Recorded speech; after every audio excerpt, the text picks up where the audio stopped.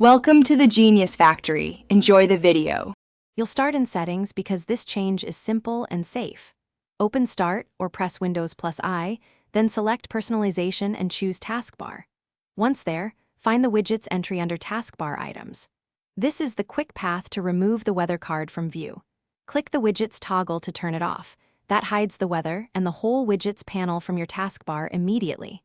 Make sure you're signed in with an account that has local admin rights before continuing.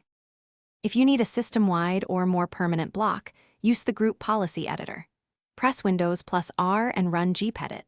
MSC as administrator, then go to Computer Configuration, right arrow Administrative Templates, right arrow Windows Components, right arrow Widgets.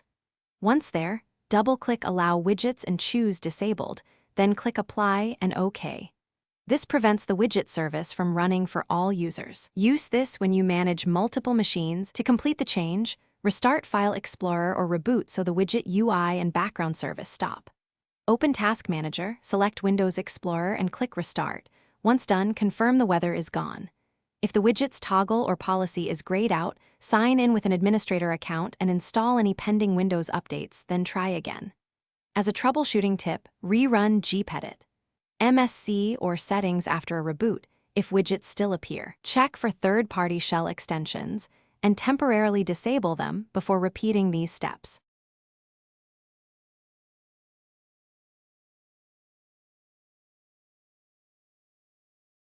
Thanks for watching. If you found this helpful, don't forget to like and subscribe.